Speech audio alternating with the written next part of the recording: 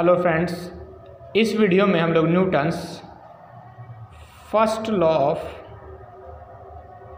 Motion के बारे में पढ़ेंगे। ठीक है। Newton's first law of motion कहता है, उसका स्टेटमेंट है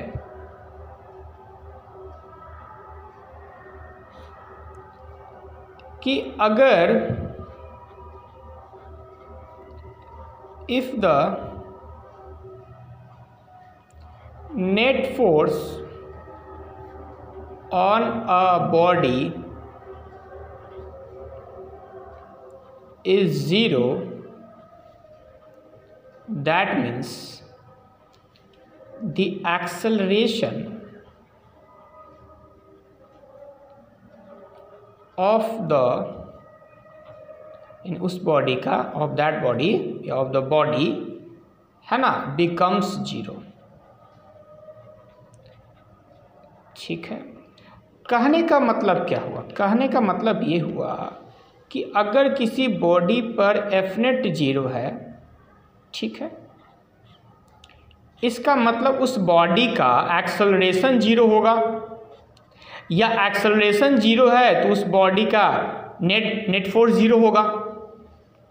ठीक है। कहने का मतलब यही ना हुआ कि अगर किसी बॉडी का नेट फोर्स, अगर उस बॉडी पर नेट फोर्स जीरो होगा तो उस बॉडी का एक्सेलरेशन जीरो होगा। ठीक है। और अगर बाय द वे अगर एक्सेलरेशन जीरो है तो उसका मतलब है कि उस पर नेट फोर्स जीरो होगा। ठीक है। स्टेटमेंट तो यही कहता है। अब थोड़ा इसको समझने की कोशिश करते हैं। सबसे पहले ये समझने की कोशिश कीजिए कि जीरो एक्सेलरेशन का मतलब क्या होता है।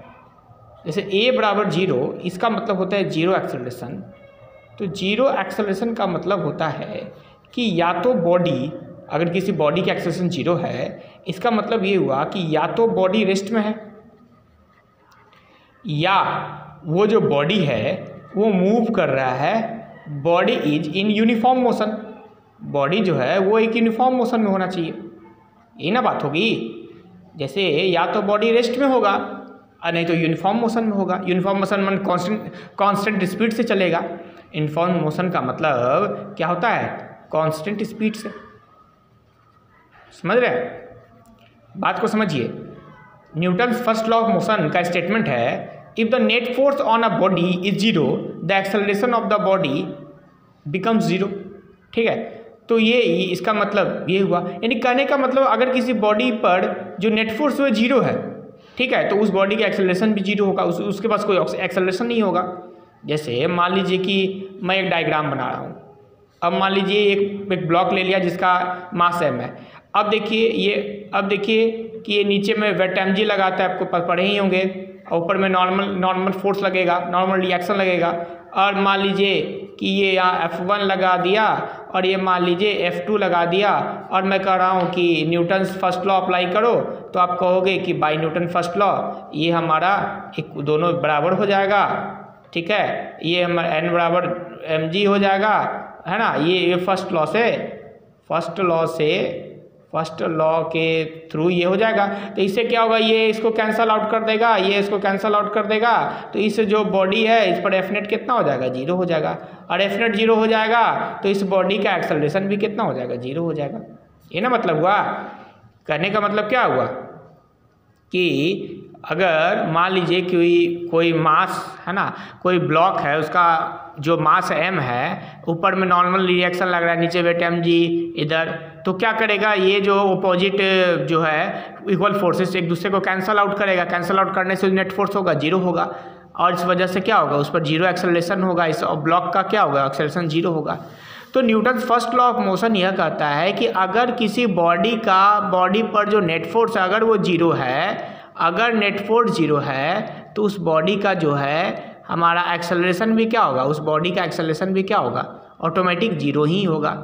ठीक है। कोई एक्सेलरेशन नहीं ना होगा। अगर मान लीजिए नेट फोर्स जीरो है तो वो एक्सेलरेटेड नहीं होगा, क्योंकि एक्सेलरेटेड के केस में भाई एक्सेलरेटेड वहाँ होता है जहाँ फोर्स होता है। यहाँ फोर्स ही जीरो है तो एक्सेलरेशन भी नहीं होगा। याद रखिएगा कि जहाँ फोर्स होगा वहीं एक्सेलरेशन हो सकता है, या जहाँ एक्सेलरेशन है वहाँ फोर्स होगा। ठीक है। अब जहाँ इंसान रहेगा वहीं परछाई हो सकती है। ठीक है। ऐसा थोड़ी ना होगा कि इंसान है ही नहीं तो इंसान के बिना परछाई आ जाएगी, ऐसे तो नहीं हो सकता। तो जहाँ फोर्स है वहाँ एक्सेलरेशन है, या जहाँ एक्सेलरेशन है वहाँ फोर्स है। तो चूंकि यहाँ फोर्स ही जीरो है तो यहाँ एक्सेलरेशन भी जीरो होगा।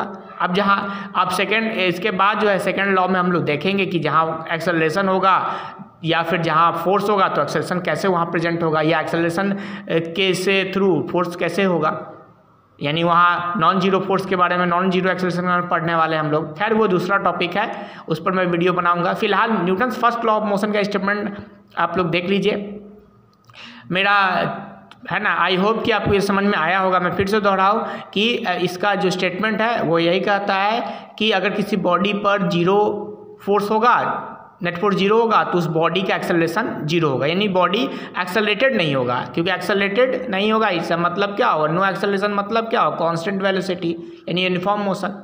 समझ में आ गया। तो जीरो एक्सेलरेशन का तो दो ही मतलब निकलता है, या तो बॉडी रेस्ट में है या तो बॉडी यूनिफॉर्म मोशन में है।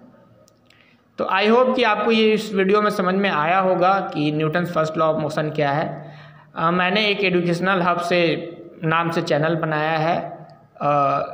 अगर आप लोगों को इस वीडियो के देखने के बाद आप लोग को कुछ कमेंट लगता है कि कुछ नहीं सर और सुधार होना चाहिए या किसी भी तरह की प्रॉब्लम है, तो आप लोग प्लीज़ मुझे कमेंट ज़रूर करें ताकि मैं नेक्स्ट वीडियो में अपने उस प्रॉब्लम पे काम कर सकूँ। अगर आप लोग को लगता है तो ठीक है, तो आप लोग कमेंट जरूर करें, सही अच्छा लगा बुरा लगा कैसा लगा, आप लोग कमेंट जरूर करें, सब्सक्राइब करें, लाइक करें और हमारे चैनल पे यूं ही बने रहें ताकि आने वाली वीडियोज़ में मैं इसी तरह से आप घर बैठे, चाहे आप किसी भी पटना के किसी भी कोने में हो, इंडिया के किसी भी कोने में हो, आप घर बैठे इस पढ़ाई का आनंद उठा सके, इसका लाभ उठा सके और अपने लाइफ में आगे बढ़ सके। Thank you.